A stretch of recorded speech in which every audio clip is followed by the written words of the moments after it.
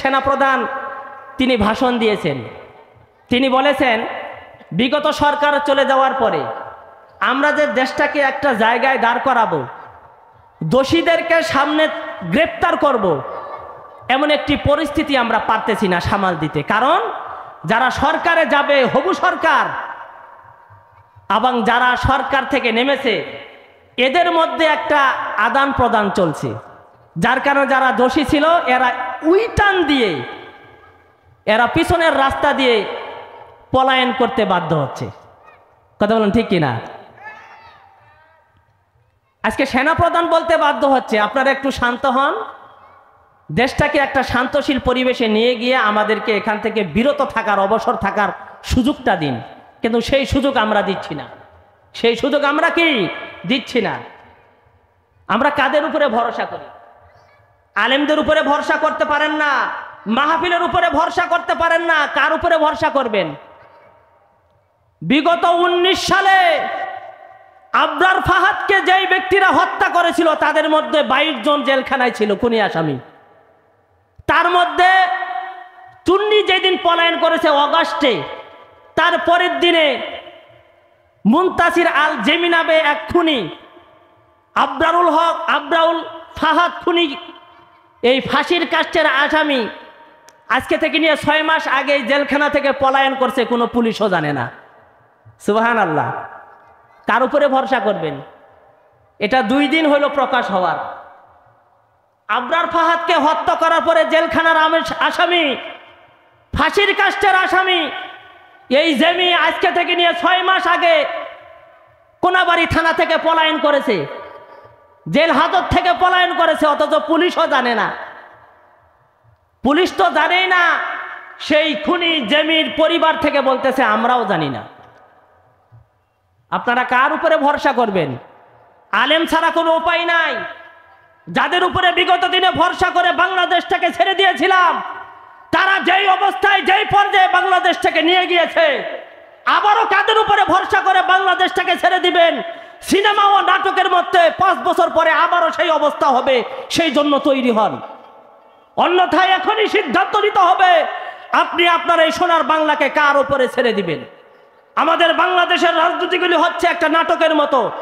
শুরুতেই ভিলেনরা তাদের ক্ষমতা, তাদের দম্ভ, তাদের চেহারা সুন্দর চকচকে ভাবে তুলে ধরে।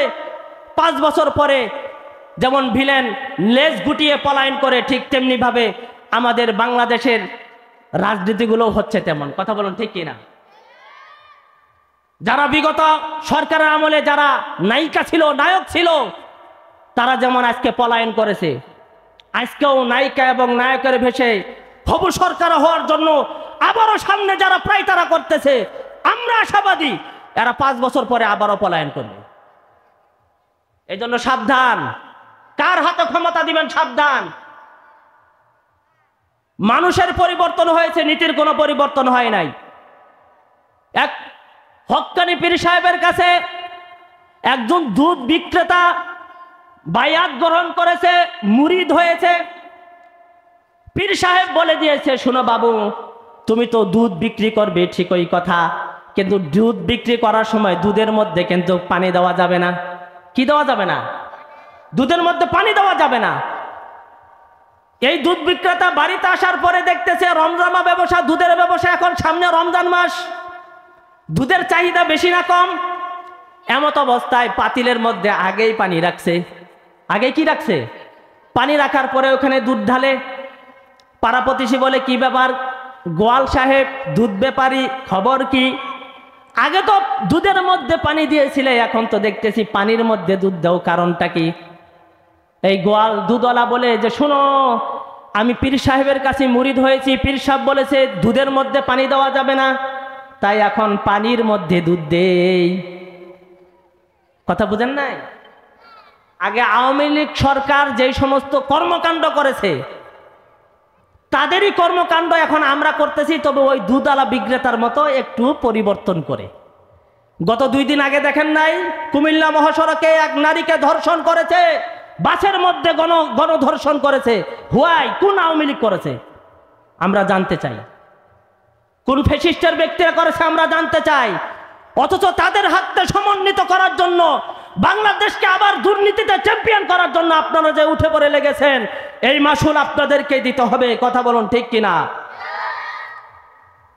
আপনারা এই বাংলাদেশকে নানাভাবে বরত্বের প্রকাশ করেছেন, বড় বড় নেতাদের পিছনে ঘুরেছেন, আর পদ্মা ব্রিজকে দেখিয়েছেন, মেট্রো রেলকে দেখিয়েছেন। ওরকম 100টা পদ্মা ব্রিজের টাকা আমির উম্মানের কাছ থেকে নিয়ে একটা পদ্মা ব্রিজ দিয়েছেন। কথা বলুন ঠিক কিনা? আর বলেন আমি পদ্মা ব্রিজ দিছি, আমি পদ্মা ব্রিজ দিছি। আমি ইলিশ কিনে নিয়ে গেলাম 1600 টাকা কেজি। সকালবেলা বউ আমাকে বলে, নাও তোমাকে ইলিশ দিলাম, তোমাকে ইলিশ দিলাম। কিনে নিছে কে? আরে কিনলাম তো আমি। আর সে রান্না করে দিয়ে বললো যে আমি তোমাকে ইলিশ খাওয়াইলাম। আমাদের স্বৈরাচারী সেই সরকার আমাদের টাকা মেট্রো রেল এবং পদ্মা ব্রিজ করার পরে আমাদেরকে বলে যে আমরা ডিজিটাল বাংলাদেশ করেছি। টাকা টাকা, তুমি তো শুধু পাকোয়ানি। কথা বলুন ঠিক কিনা? ওই সমস্ত বড় বড় ধনাঢ্য নামধারী নেতাদের পিছনে যারা আবারও ঘুরতেছেন, আপনাদেরকে আল্লাহ তাআলা একটা পরিচয় দিয়েছেন। যারা মনে করতেছেন অনেক বড় পদ্মা ব্রিজ করেছি, অনেক অট্টালিকা করেছি, বঙ্গবন্ধু টার্নেল করেছি, বাংলাদেশে মহাসড়ক করেছি, আমি আওয়ামী লীগকে কে বাংলাদেশকে থেকে তাড়ায়? 41 সাল পর্যন্ত টাইম নিলাম, এরপরে তো আরো টাইম, ডিজিটাল টাইম থাকবে। কথা বলুন ঠিক কিনা? আল্লাহ তাআলা বলতেছেন, মাসালুল্লাযীনা ইত্তাখাযু মিন দুনিল্লাহি আউলিয়া কামাসালিল আনকাবুত